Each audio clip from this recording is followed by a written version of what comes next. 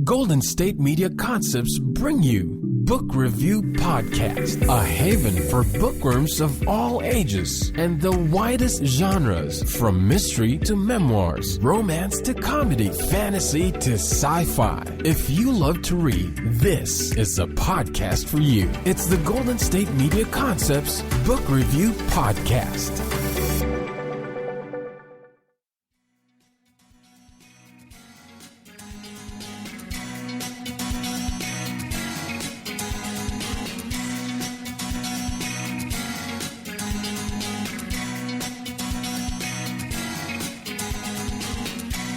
Hello and welcome to the GSMC Book Review Podcast, brought to you as always by the GSMC Podcast Network. I am your host, Sarah, and bringing you one more author interview today. Today I am speaking with author Greg Levin about his book, In Wolves' Clothing. It was a lot of fun to sit down and talk with Greg. He is very funny, but his book is actually about a very serious topic. So I'm going to give you the description of the book before I start kind of fumbling my way through trying to describe it. I'm just going to give you the description as I normally do. This is the description from Amazon that says, on his best days, Zero Slade is the worst man you can imagine. He has to be. It's the only way to save the lost girls. During his 7 years on a team fighting sex trafficking, Zero's become quite good at schmoozing with pimps, getting handcuffed by cops, and pretending not to care about the young girls he liberates. But the dangerous sting operations are starting to take a toll on his marriage and sanity. His affinity for prescription painkillers isn't exactly helping matters. When the youngest girl the team has ever rescued gets abducted from a safe house in Cambodia, Zero decides to risk everything to find her. His only shot is to go rogue and sink deeper into the bowels of the trafficking world than he's ever sunk. It's the biggest mission of his life. Trouble is, it's almost certain death. So, you don't usually expect a book about someone who fights sex trafficking to be a comedy. And it doesn't, as we talk about in the interview, it does not make light of this topic. It certainly does not at all. But I enjoyed this book so much more than I expected to. It is so well written and so human in the way it portrays Zero. It's told from Zero's point of view. And it really is funny. I mean, Zero is sarcastic and he has a dark sense of humor. He has to in order to get through what he has to get through in life. And in case you're worried, the book does talk about a very dark and terrible subject, but it's not graphic.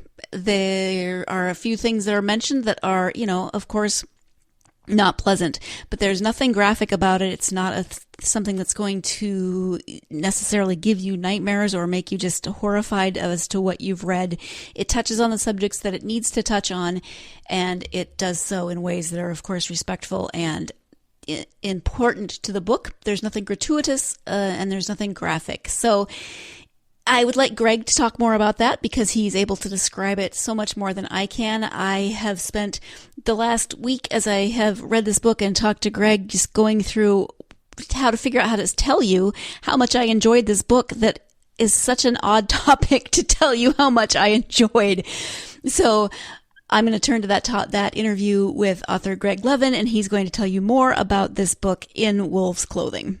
Hi, Greg. Welcome to the podcast. I'm so excited to talk to you today. Thanks. I'm thrilled to be here. Thanks for having me. Wonderful. So we are here to talk about your new novel, In Wolves' Clothing. But before we do that, I would love for my listeners to get to know you a little bit. So if you could tell us a little bit about yourself and your life, whatever you're comfortable sharing, that would be great. Sure. Oh, wow.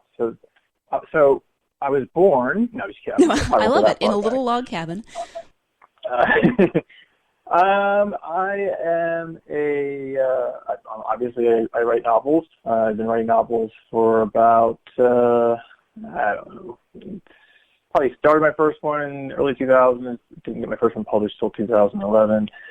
And I write dark comedies or transgressive fiction, which is, kind of people who are breaking rules, but you're rooting for them kind of stuff, Breaking Bad, Dexter, that kind of thing.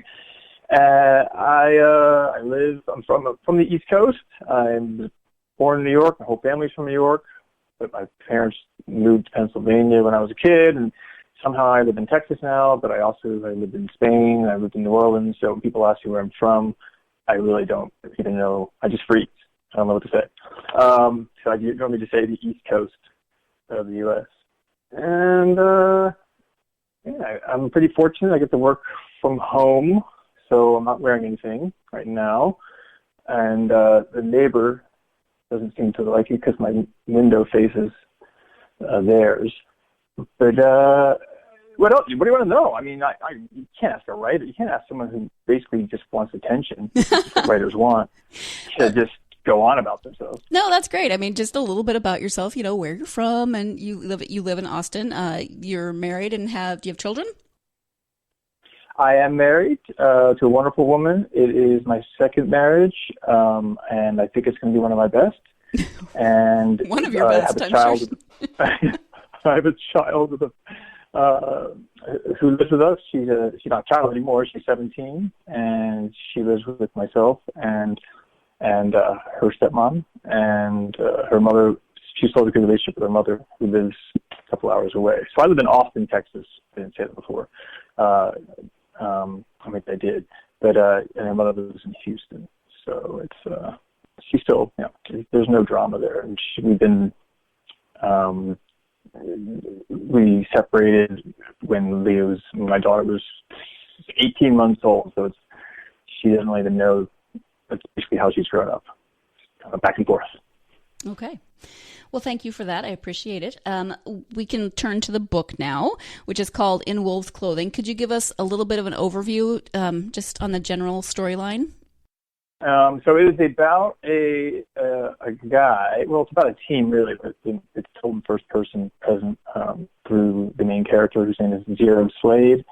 It's about a guy who travels the globe pretending to be a sex tourist to help rescue victims of child sex trafficking.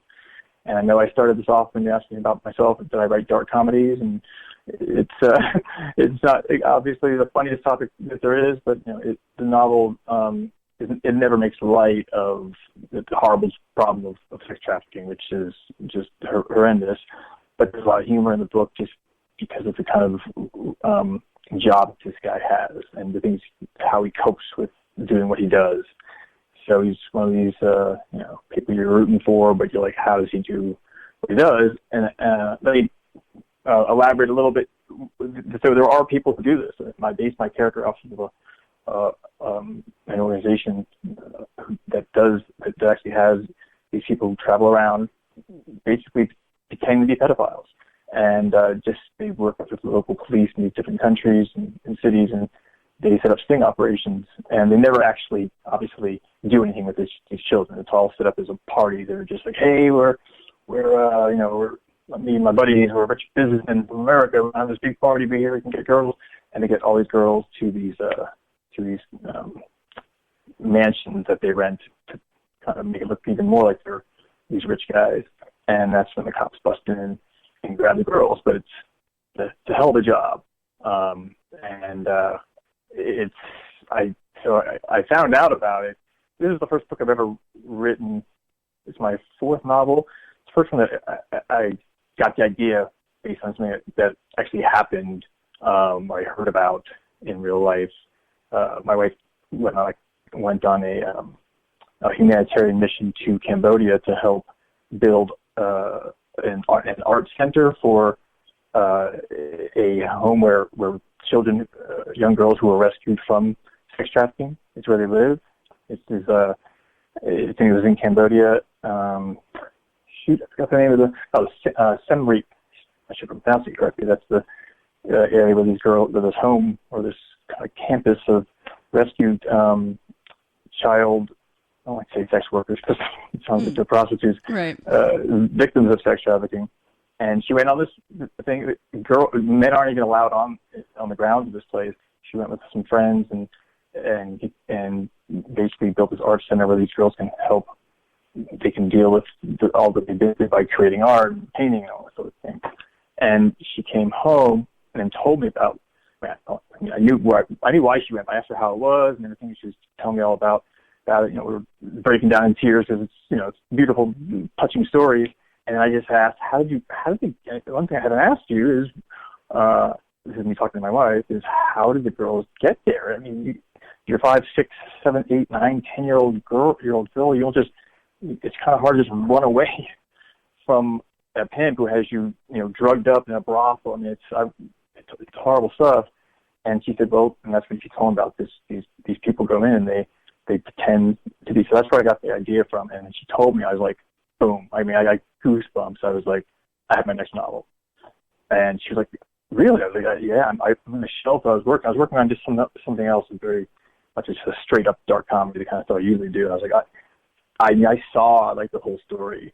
Like I saw the character and just knew the kind of how messed up he'd be because of what he's seen, but also how noble he'd be by, being driven by what he's trying to do.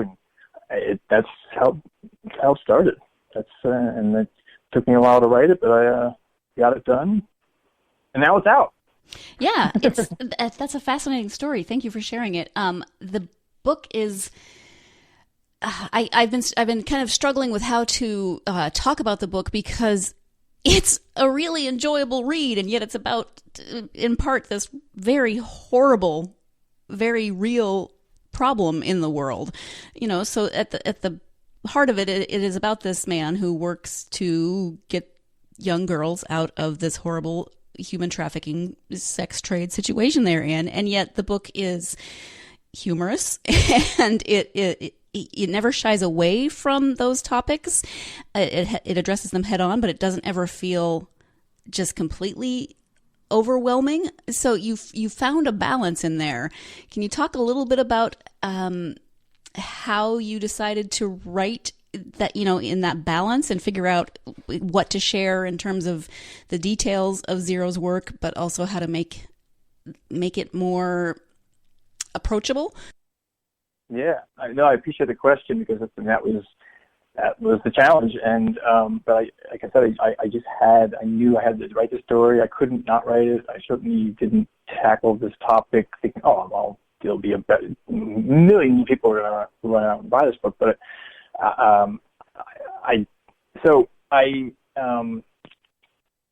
it's the way you asked the question was funny because when you describe the book, it really encapsulates all the reviews I'm getting, which I'm thrilled with. It's getting very positive reviews, like on Amazon. But I'll read them and I'm like, I have to throw that in there. Like it's always like, this is incredible. This is fascinating. I love this book. 5 stars, 4 stars. It's a horrendous topic. It's really disturbing. I'm like, oh man, you just leave that part out. But I guess you don't write a book about this topic. Right. Not mention that, but I do want to point out that I don't go into there's not graphic detail. There's no, yes, Zero does got a little bit of attention when he comes back to America in the book, and he hears people complaining about the littlest things, the first world problems kind of stuff.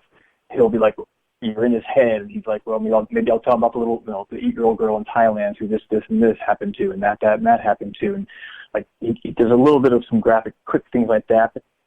It just kind of wakes you up, like, wow, I can't believe those things happen. But you're not in the scene. You're not watching, 5-year-old girls getting raped and things like that. I don't enjoy writing like that. I'm not a horror writer. I'm not out to just totally push buttons. I have a daughter myself, so I had to write a book in a way which didn't make me, throw up and while I was writing it. But I also did, I was fortunate enough to get the workshop to workshop part of this novel with Chuck Palahniuk. I got invited to. He did a workshop called the Writing Wrong Workshop. Chuck Palahniuk's one of my favorite writers. He's, for those who don't know, I'm sure most listeners probably already know who Chuck Palahniuk is, but he wrote Fight Club and Survivor and Visible Monsters and lots of fantastic books. And so I got to spend 10 Mondays out in Portland reading things to the group, and Chuck would say, don't hold back. Because I am a dark comedian, a dark humor writer primarily, but I also love writing, kind of crime noir kind of stuff. They're like, don't be too clever, but also you're going to cut the tension. This topic deserves some serious writing. So it was a lot of fun. Because my previous books were they're still too dark and have some serious topics involved, but they weren't so controversial. I could kind of really show have fun with it. And this book I had to get dark. Excuse me while I jump in here. We do have to take our first break of the podcast. But as you can see, Greg is so much better at describing the process of writing this book and the dark humor involved and how we do touch on a very serious subject, but use that dark humor in order to both make it more approachable and humanize the main character and the story itself. So I really appreciate how he described that. When we come back, he's going to be talking more about that dark humor, more about the topic of the book, and then we're going to just talk about so many more things that you must come back after the break. Please do. So stay tuned. You're listening to the GSMC Book Review Podcast, and we will be right back. Always on the go, but the day just won't be one without your Hollywood fix. Let Golden State Media Concepts Entertainment Podcast take care of that. Jordan and Keith is Entertainment Tonight meets Access Hollywood. I'm Jordan. The guy laughing, that's Keith. Yeah, I'm Keith. An all-inclusive look of pop culture.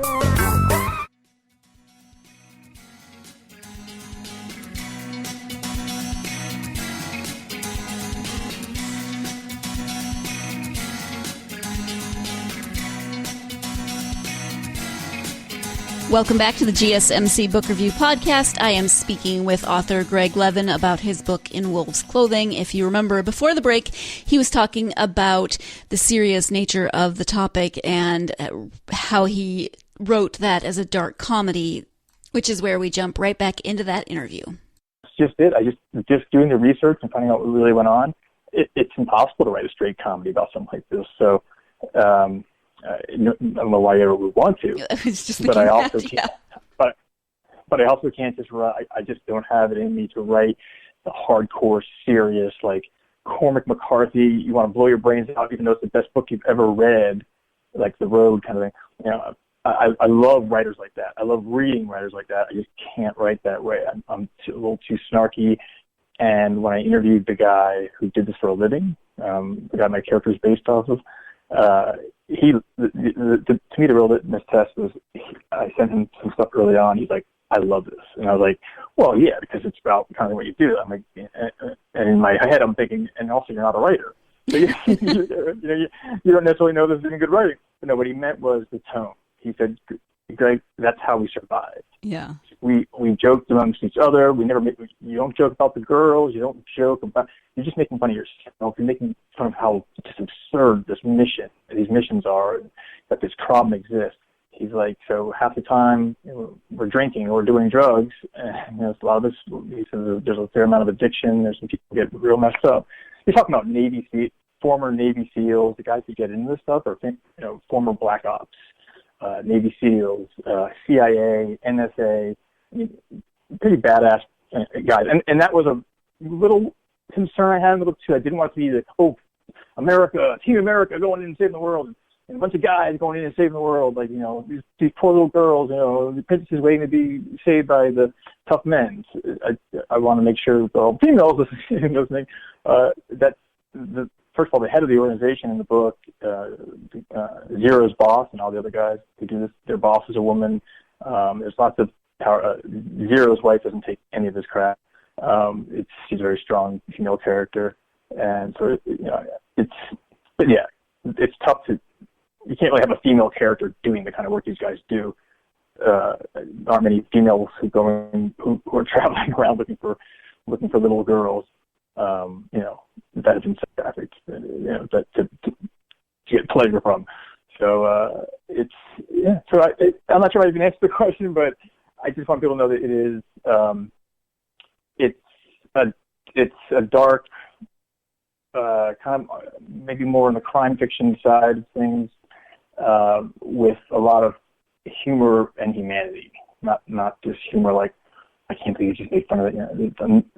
Not once are these little girls being made fun. I mean, I get choked up just when I talk about this book, and I think so I go back to the research I was doing and like stuff I learned and the people that my little girls, my wife actually met when she went there, and it's tough, but I'm just thrilled with the reception so far. I've gotten no one saying how the hasn't pissed me. Maybe I could use a little bit of this book really pissed me off kind of publicity. I can help the book, but it hasn't come yet. It's been mostly wow. This is hardcore. It's a tough topic, but handled well. So I'm proud of that. But I'm ready to write something not quite so heavy for my next. I can imagine. My next book.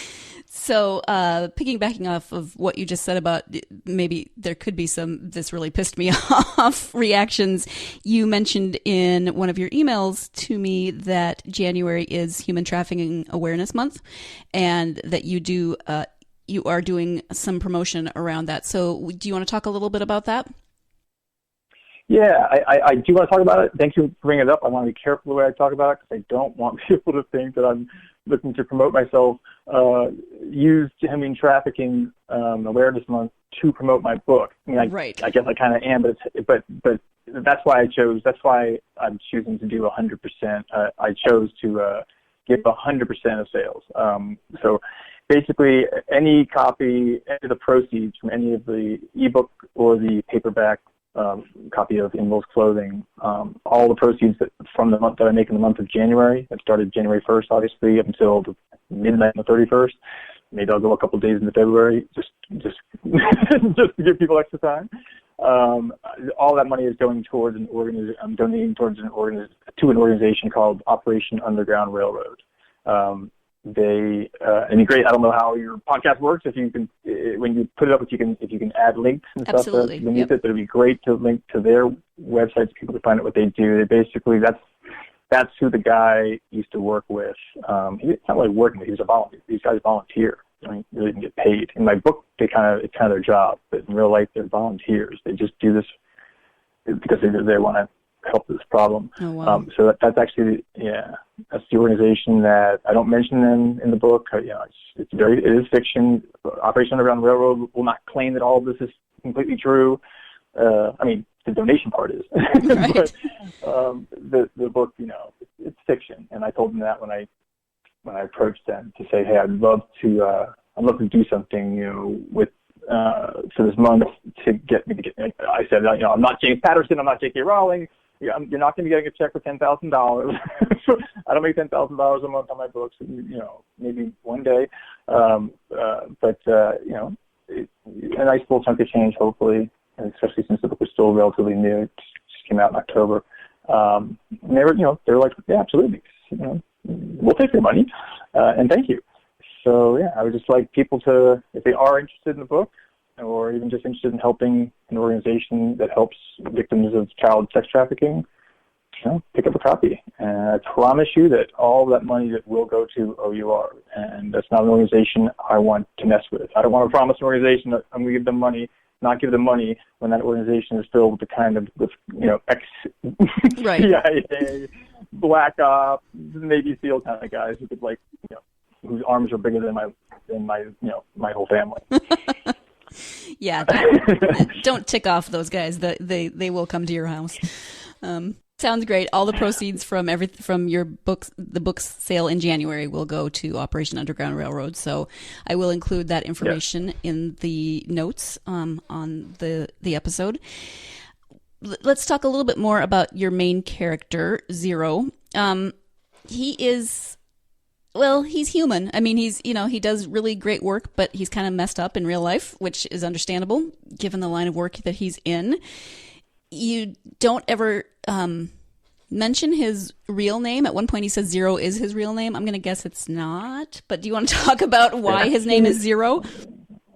Oh, goodness. So funny. So it is his name, and I was working on a book. I was going to be writing a book about a guy who I will never go back to this book. I'm not a sci-fi writer. All respect to sci-fi writers, but it was never a kind of dark dystopian book about a guy who basically people start going to the moon, just starts to be inhabited, but they testing it out the way basically England used to send criminals to Australia. The moon is basically going to be a place where you keep prisons to help with the prison population. And because it's going to be set in the future, that character's name is going to be Zero. Never got off the ground, but I just love the name Zero. I don't know why, I just love it. The only person I know named Zero is Zero Mostel, the actor. It's not really a believable name, but I couldn't. It's like, I know some people don't like when writers take their characters too seriously, but it's true. When writers said something like the character wouldn't let me do this, or the character wanted to go in this direction, I had to follow them. That's what happened. My wife's like, I don't like the name. Change the name. And I was like, and I always do what my wife says, but not in this case.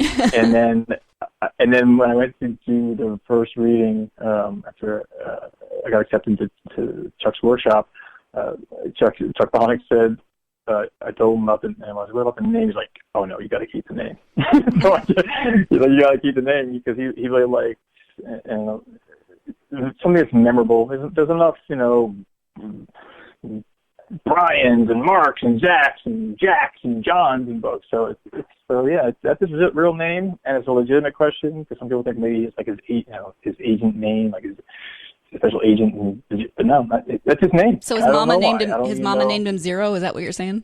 His mother named him Zero, and I don't do I'm not big on info dumps and doing unnecessary backstory in books. I learned that the hard way. I learned that by doing it wrong in the first book. But it's a very common mistake for first time or even second or third time novelists. Too much backstory. I just think it's more interesting. This story is so intriguing. I mean, like, my writing is just the fact that it happens in the real world. Like, the story's so intriguing. Who cares? Who cares how? It's just interesting. Figure it out for yourself why his mom named him. That's right. My wife's like, well, his brother, because he has a deceased brother. I'm not giving any spoiler alerts. His brother is dead from the beginning of the book. Right. He talked, he has conversations with him. His name's Hank, so he's like, hey, your brother name's Hank, and I think his name's Hank. I can't look at my own book. His name's Hank, and his name's Zero. Really? So I just choose to believe that the epidural hadn't worn off, or she she was just a little bit drugged up. Oh, I'm totally gonna. Yeah, absolutely. Yeah, in fact, I'll write the prequel, and that's gonna be I don't know. I've got zero tolerance for any more pain. I can't handle it. Just get the freaking baby out of my body. Zero pain. And it just stuck. Okay, here it is. That's nice. He jokes occasionally that his name is Bob, but that's just.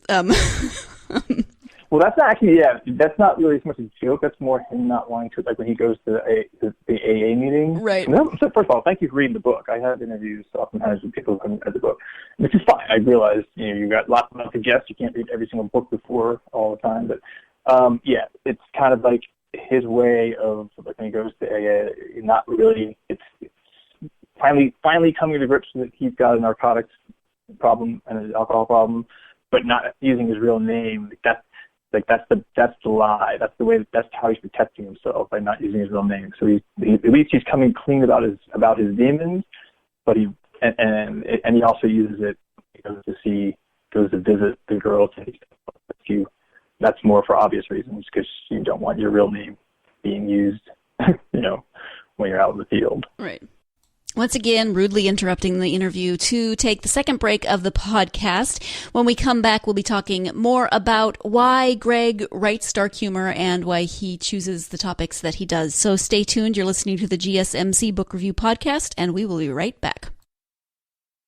Tired of searching the vast jungle of podcasts? Now listen close and hear this out. There's a podcast network that covers just about everything that you've been searching. The Golden State Media Concepts Podcast Network is here. Nothing less than a podcast bliss with endless hours of podcast coverage. From news, sports, music, fashion, cooking, entertainment, fantasy, football, and so much more. So stop lurking around and go straight out to the Golden State Media Concepts Podcast Network. Guaranteed to fill that podcast itch.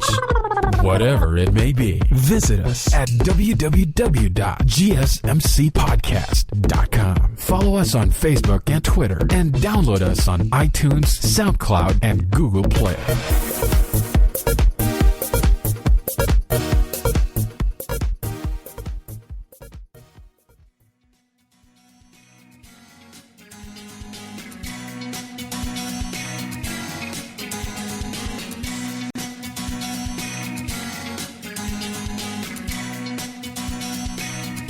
Welcome back to the GSMC Book Review Podcast. I am speaking with author Greg Levin about his book In Wolves' Clothing, and I am about to ask a question that I can't figure out how to ask, and I just am upfront with that, and it comes out extremely untactfully. So just warning you that there is social awkwardness and untactfulness ahead. So you have mentioned your other novels. This is, what did you say this is your fifth? Did I make that up? In Wolves' Clothing is my fourth. Fourth, okay. My third good one. Okay. So you've mentioned more than once that you tend to write more on the dark comedy side of things, and this definitely falls into that. See, I told you last night that I didn't know how to phrase this question, and I still don't know how to phrase this question. Just why? What draws you? What draws you to that particular way of writing in terms of dark comedy? It's just well, first of all, we humans are. Life is a dark comedy. We're the only beings, as far as we know, that are completely conscious of the fact that we are definitely going to die. That's hilarious, right there. Yet we still shave, and we still we bathe, and we go to work, and we try to do things that aren't easy, instead of just sitting around drinking and doing drugs all the time. I'm kind of a fan of a good balance between all those things, but it's just how I've always been. I think I was the youngest I'm the youngest of three boys, and my brothers kicked my ass, so I had to kind of learn to be, kind of smart and funny. That's how I protected myself a little bit. Like if I make them laugh, maybe they won't hit me. Kind of. First of all, I was not really not an abused kid or anything like that. But it's what you do when you're young and you're smaller than people you're hanging out with. Is you gotta try to be funny. So that the humor part. That's where the humor part comes from. The dark part, I don't know. It's again, I think I started reading Woody Allen very young, and also, Nietzsche and Kierkegaard. So, okay. Dark philosophy and comedy, and even though I'm not sure if I mentioned that I'm Jewish by blood, I don't really practice, but I still have that. I think just being Jewish and it's just in you. It's in you, like the years of persecution and all that stuff. That it's like, well, we can bitch about it, or we can kind of make jokes about, the Holocaust. So right. I think that there's some of the best comedians, some of the funniest people I know just bring me to tears, or but also touch on very human topics, or are Jewish people. I guess I kind of remind you of the Seinfeld episode now. Oh, he's just claiming to be Jewish for the jokes. But yeah, so why do I write that way? You can be funny, but still not. I know guys who are a lot funnier than I am who still write really gripping, hard crime books without much humor in them. I think it's just funny novels about vampires and zombies and wizards and people being in love, romantic. I don't want to compete with them. They're hard to compete with. I want to get better rankings on Amazon, and dark comedy is an easier category to hit number one in. Fair right enough. There. Okay. Why should I write fantasy? I can't compete with George R.R. Martin. So I'll write dark comedy. Okay. Yeah, there was no judgment in the question. It was just I couldn't figure out how to phrase it. I didn't feel judgment. I love and good question. Somebody who really wishes that there was a sarcasm font in the world appreciates another person who speaks in snark. So. Did you say sarcasm font? Yes, I really want there to be a font I love it. you can write in so people know you're being sarcastic. I hate emojis. I hate emojis. I hate them. I don't want to wink. I want you to get that I'm being. I probably wouldn't use the font either. I just okay, it's not smart if I know that I'm just totally effing around right now. Then screw you. But that is funny, a sarcasm font. And so, and I just want to add too that I also feel that humor is a great way. I said it once in some interview recently. I don't use it to offend. I use it to defend. I think that I truly feel that humor is a great weapon. It's it's a weapon that instead of destroying, it kind of keeps us from being destroyed. I think it was Nietzsche. I bring up Nietzsche twice, and you're like, I'm all smart. You're just name dropping. Chuck and Nietzsche. One of my favorite quotes is, and I probably mispronounced it, I think it's Nietzsche, but is we have art, and Nietzsche didn't speak that much English, so this is translated. But we have art in order not to die of the truth. I kind of feel the same way. I think humor kind of serves the same purpose. In fact, I think when humor is really deftly wielded, when it's like well handled, I think it is. I think it's a powerful art. I think it's art. Okay, thank you. So let's transition a little bit. Still talking about your writing. You said that you've been writing for a while. Is it something that you've always wanted to do, or did you come to it kind of later in life? How did that start for you? Well, you've probably already divined that I talk a lot, and you will. I go on, and it's like a nervous energy I have. There's only a certain amount of words that friends and family members will listen to, and so I kind of learned early on, like, okay, no one's listening anymore.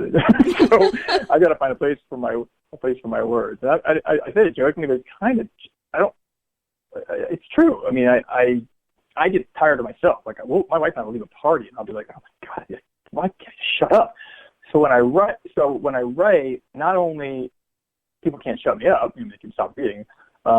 It gives me time to think about what I'm going to say. I mean, I actually am a fan of minimalist style. Like, if you read, especially in Ingles' clothing, it's pretty pared down. I'm not flowery and rambling on. It's the sentences are there, the sentences that need to be there, and it's also that Chuck drilled into me, and other writing teachers have drilled into me, and so it just gives you a chance to.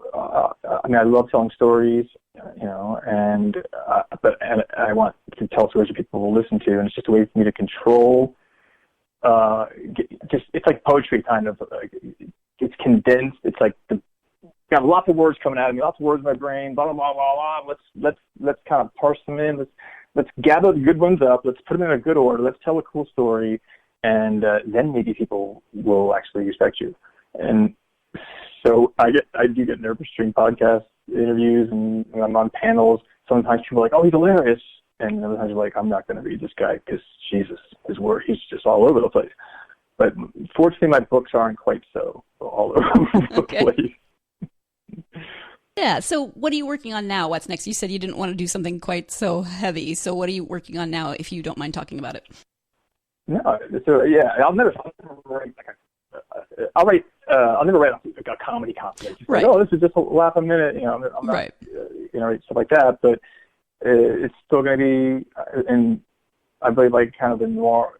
This last book brought me closer to kind of the crime fiction. In fact, I'm starting to really, really read a lot more crime fiction. Without giving away, first of all, it's going to be the first book that will have a female protagonist. I'm really excited to give that a shot. My wife's like, you don't know the first thing about women. What the hell are you doing? So don't have the biggest vote of confidence there, but she's also kind of thrilled about the story. So when I told her it, so it's going to be a female protagnot. What about your daughter? Does she think you can write a female protagonist? Yeah, she's excited about it too.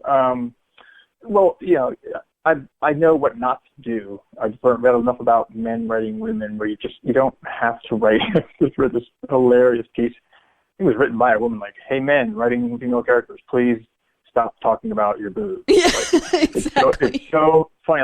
Like in the whole piece, I think it was a piece. I don't remember who wrote it, but Writer Unboxed, which is one of my favorite websites. Writer Unboxed. If you writers out there listening, if you don't follow them on Twitter or get their emails, definitely. I've got no affiliation with them, and I've never even written for them. I just love their stuff. She was just making fun of like a guy will write something like, and then I ran into the trees, my breasts heaving. Like women don't actually in life. Women aren't actually thinking about what their body parts and genitals are doing. Like they're not like. Yeah, we're not constantly fascinated by them because we own them. So. And you own them, and it's just like it's just a body, but it's men just don't. And I saw some real. She uses a lot of exaggerated examples, which cracked me up. But I've been to use some real examples too, and it's like, oh my gosh, you should kind of cringe. Like, I don't think I've ever mentioned any of my people. I don't think I've ever mentioned any of my protagonists. I don't think I've mentioned their testicles ever. I don't think I've ever mentioned any, crotch sweat or like what's happening in their erogenous zones. I don't like a lot of sex scenes either, but unless there's a sex scene going on, there's just no need for that. So I'm not going to talk a lot about my character's body. And yes, I'm excited about. I'll give you a little teaser. It's basically, and it's actually almost two female protagonists because her mother is going to be a big character, a big role in the book as well. It's going to be like a late 30s, early 40-year-old woman's the main character, and then her late 60s, early 70-year-old mother is another character. And I'll just put it like this: I'm fascinated at the idea of, without giving you the storyline, I'm fascinated at the idea of people who would consider going to prison on purpose. Okay. It's not a common thing. That is a teaser, yes. Yeah.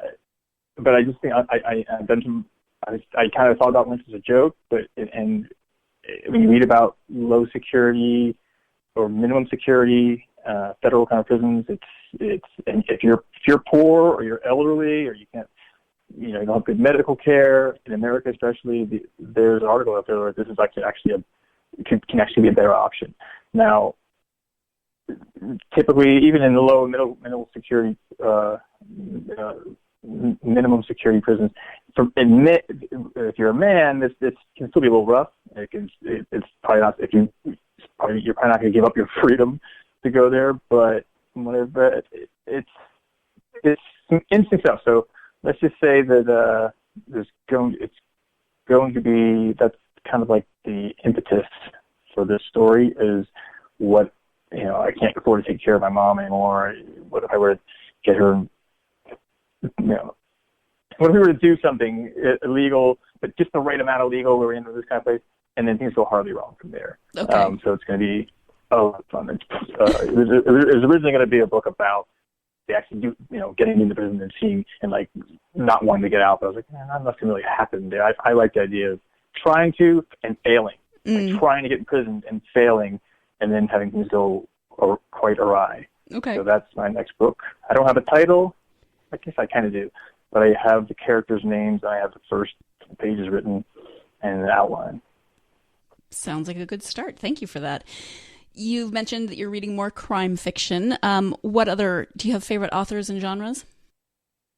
Yeah, well, when I say crime fiction, I don't read like straight up crime fiction, like the bestseller crime fiction. I write, so transgressive fiction is the word you'll see me on my Twitter feed a lot. I'm a huge, that's what, Chuck Palahniuk's books he's the master of it.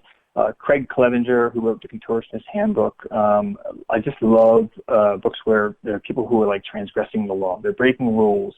But you're rooting for them all along anyway. Sometimes they're breaking rules, like major rules, like serial killing kind of stuff. That you understand their motive, and sometimes they don't have any killing instincts at all, but they're doing something quite illegal, quite risky, but with great intentions.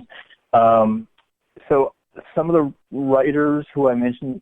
I really do love is who's probably the biggest name writer, like top best-selling kind of is Gillian Flynn. Mm-hmm. I mean, I didn't want to like her, so she's one of those best-selling New York Times. And then I read Sharper Objects and I read Gone Girl. I'm like, wow, or Sharp Objects. I mean, Sharp. I can't remember now. She's a damn good writer. But some of the other authors I will name. Like Will Christopher Bear. A lot of these guys just like disappear. They wrote these brilliant books and then they disappeared or have had a tough time getting the book out. He wrote Kiss Me Judas. A lot of these books were written like the early 2000s. Stephen Graham Jones writes amazing stuff. Again, Irvine Welsh, of course, Train Spotting, Filth. He wrote some pretty big books.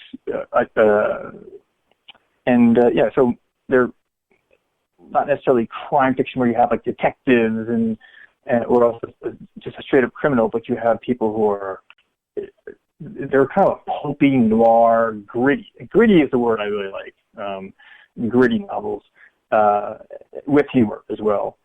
Dennis Johnson, we lost him this year, or actually technically 2017, so last year. He died. He wrote a group of short stories called Jesus' Son, which the title alone is amazing. I love him. He was a big influence on Chuck Palahniuk as well. So of course, when you have one of your favorite writers, you always read what your favorite writers were influenced by. And I realized I'm not naming enough female. I need to read more female writers. Amy Hempel, unbelievable. Certainly not crime, but just as far as just minimalist writing goes, it's one of the greatest writers there is. She wrote it's the most anthologized. She's one of the most anthologized writers ever, and some people never heard of her. Reasons to Live is a book I recommend everybody read if you just want to see what amazing writing in her short stories. She's incredible, and I just don't like to read her in public because I'm carrying around a book that says Reasons to Live. I'm afraid people are going to alert like a suicide. Right. Ask you how I'm doing. You okay? Do you need to talk? Yeah. So can we call anyone for you? I generally don't carry. I don't carry Reasons to Live around. I carry books around I carry like Being in Nothingness, like books like geniuses read. I carry around Infinite Jest, giant books that nobody ever can finish, even though they're brilliant, just so people think I'm smarter. And it's also a good workout because they're like 800 pages. But Infinite Jest, I mean, it's the book that everybody says they love but they've never actually finished. But never have read. Exactly. Time for one final break before we come back for the conclusion of this interview with author Greg Levin. When we come back, he will be talking about an author giveaway, so you don't want to miss the details of that. Stay tuned. You're listening to the GSMC Book Review Podcast, and we will be right back. Check out the show built around the women of MMA, from the UFC, Invicta FC, Bellator, and One Championship. We got the fights covered. It's the Golden State Media Concepts Women's MMA Podcast. The latest news of upcoming fights, discussions of previous matches. Join us as we talk to and about the biggest names in women's mixed martial arts, past, present, and future. When it's the women's fight game, you know where to listen to. The Golden State Media Concepts Women's MMA Podcast.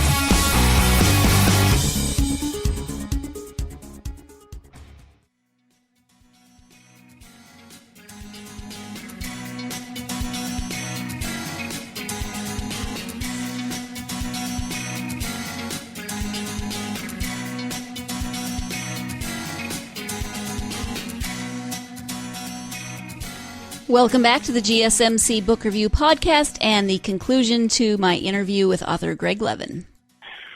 So speaking of transgressive fiction, I can say that really, you mentioned in your email that you are currently hosting an autographed novels giveaway. Do you want to give us more information on that? I would love to, yeah. It's going on right now. Talk about female writers, right? I can't believe I didn't even mention one of the books I'm giving away, one of the autographed books I'm giving away is by a fantastic female novelist, Monica Drake. She wrote Clown Girl. I wondered about that, actually. And she has a stud book out now, too. I believe it's out or it's coming out, but she's unbelievable. So basically, I think I sent you the link so you can put that out on the podcast, but if you go to my giveaway landing page of my website, you just have to enter your name and your email, and you will be entered into there'll be a randomly selected winner, and you will win a hardcover first edition autographed copy of Fight Club by Chuck Palahniuk. And these are all brand new condition. I don't want people thinking like, oh, we should get this guy's ratty old books that he had signed one day. These are all books that I actually, I'm fortunate enough to have them just enough of a connection with these writers where I can reach out to them and ask them for autographed copies. And they were all very, very kind, generous, and willing to participate. So hardcover copy of Fight Club signed by Chuck Palahniuk. There's going to be one winner. One winner's going to get all these books. I was going to split it up. I was like, nope, I want just one winner getting all these books. Craig Clevenger's The Contortionist Handbook. So another amazing book. So that it's called The Contortionist Handbook, and it's signed by Craig Clevenger. Monica Drake's Clown Girl, as I already mentioned. Now, the only hardcover book is Fight Club. The other ones are paperback, but they're really quality. They're like that good quality paperback. Okay. And no, they're not signed to me. Don't say to Greg. These are going to be like, they're signed with like funny inscriptions, whatever, and they're not going to be personalized to the winner. It would take too long to get to them, but right. They're not books that were written to me. And last but definitely not least is The Elephant Tree by R.D. Ronald. This guy flies under the radar. He was pretty big it's a great book. He also wrote a book called The Zombie Room, but I have a signed copy, or he has contributed a signed copy of The Elephant Tree. Great, and he's one of the biggest proponents of transgressive fiction. He's one who's like refuses to write anything else and has a lot of respect for anybody who writes these kind of topics that aren't going to appeal to the masses, but they still want to write them anyway. And he's very supportive. He's been wonderful with just helping me with like promotion ideas and stuff. He's very, very generous. He lives in England, and has a very interesting life in his own right. So I definitely don't want to leave him off. And I don't care if you haven't heard of him, read him. Okay. He's great. And some people will be like, of course I've heard of him, but if you haven't, he's definitely worth checking out. Okay, thank you. And that's it. So, sorry if I give you more detail about the giveaway. It ends at 11:59 p.m. this coming Thursday, February 1st. Okay. So when the clock's that's Central Time, when the clock strikes midnight, which is technically February 2nd, it'll be over, and then most people are familiar with Rafflecopter. There'll be a randomly selected winner from all the people who enter, and I'll be sending out the books. Okay. And so that's the giveaway. They can find it on your website. So go ahead and give us the website address, and also tell us where people can find you on social media. Oh goodness, yeah. It's kind of like probably should have done a better job of giving a name. So I created a special landing page for this. So it's probably not really great. It's greglevin.com, and you got a /go and a /autograph -books -giveaway. But if you just go to my Twitter page, it's pinned to the top. So if you go to find me on Twitter, my Twitter is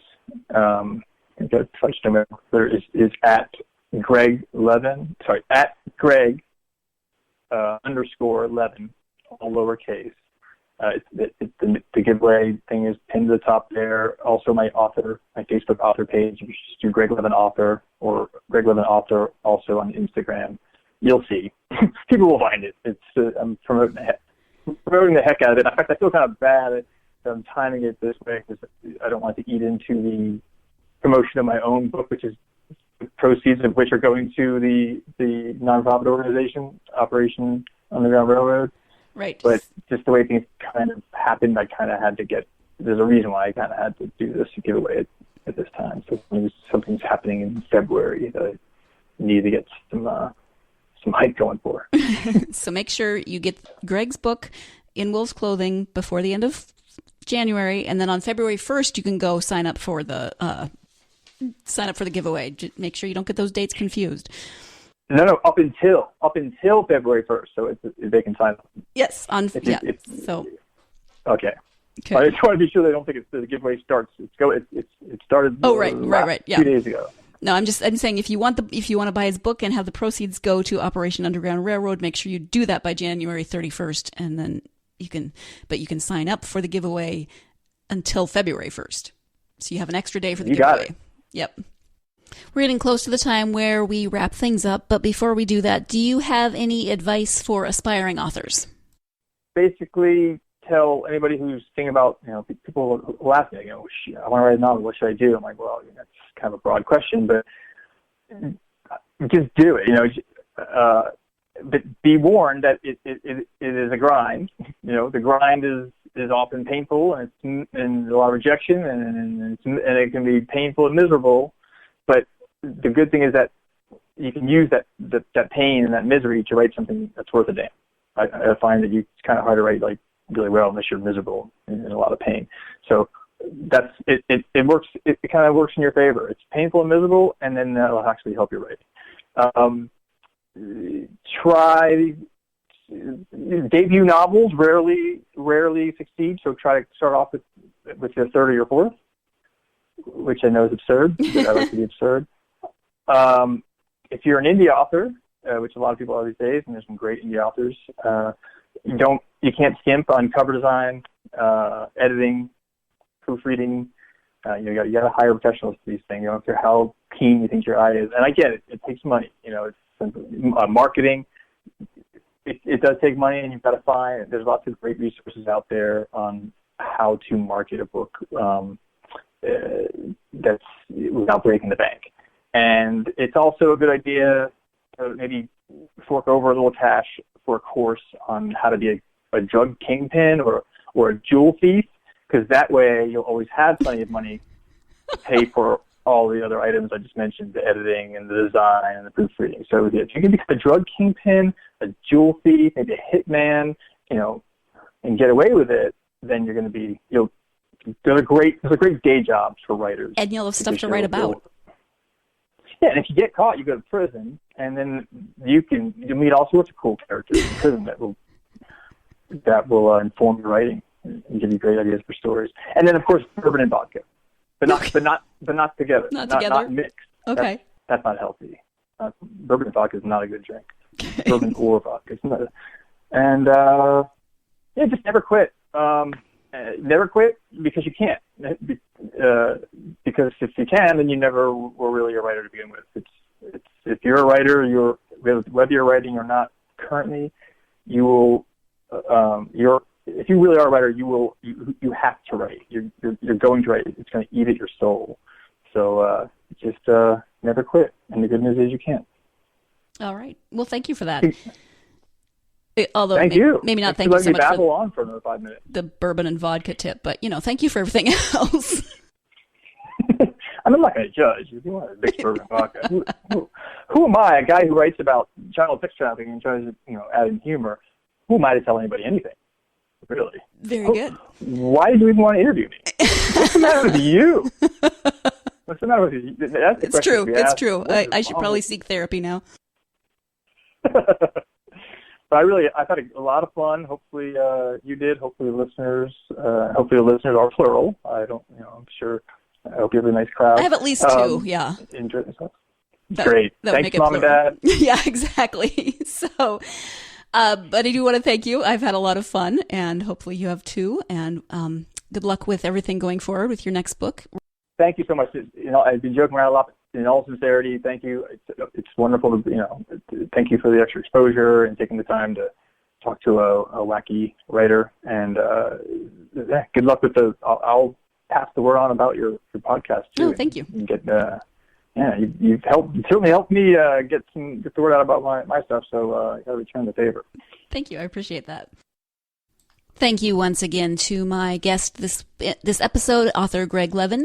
We talked about his book In Wolf's Clothing, and don't forget that through January 31st, so that's Wednesday, you can get his book, and 100% of the profits will go to Operation Underground Railroad. That link is in the show description. I'll also include some more information on that for the accompanying blog post for this episode. As a reminder, you can find the book review blog at www.gsmcbookreview.blogspot.com.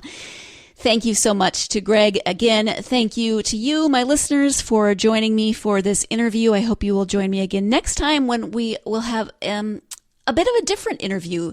I don't often do nonfiction on the podcast, but I was contacted by someone who had written a book about women's MMA in Britain. And you may or may not know that I co-host the Women's MMA podcast with Tate. And so we decided that we would put that interview on both the Book Review podcast and the Women's MMA podcast. So on Thursday's episode, I will be talking with Alistair Hendry about his book, Fight Game, The Untold Story of Women's MMA in Britain. And he is really interesting, and he was really fun to talk to and interview. So it might not be your cup of tea, but it just might be. You maybe have been waiting. Why will she not do a book review and author interview about women's MMA? So this is your lucky week.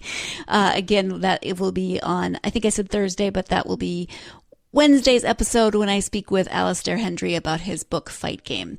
Thank you again for joining me. As always, you can find all of our podcasts at www.gsmcpodcast.com. You can download those podcasts on iTunes, SoundCloud, Stitcher, Google Play, any app that you use for your mobile device. And you can follow us on social media. You can find us on Facebook, Twitter, Tumblr, and Instagram.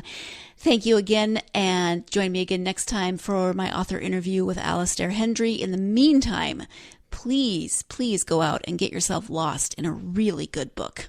Thank you. You've been listening to the Golden State Media Concepts Book Review Podcast, part of the Golden State Media Concepts Podcast Network. You can find this show and others like it at www.gsmcpodcast.com. Download our podcast on iTunes, Stitcher, SoundCloud, and Google Play. Just type in GSMC to find all the shows from the Golden State Media Concepts Podcast Network, from movies to music, from sports to entertainment, and even weird news. You can also follow us on Twitter and on Facebook. Thank you, and we hope you have enjoyed today's program.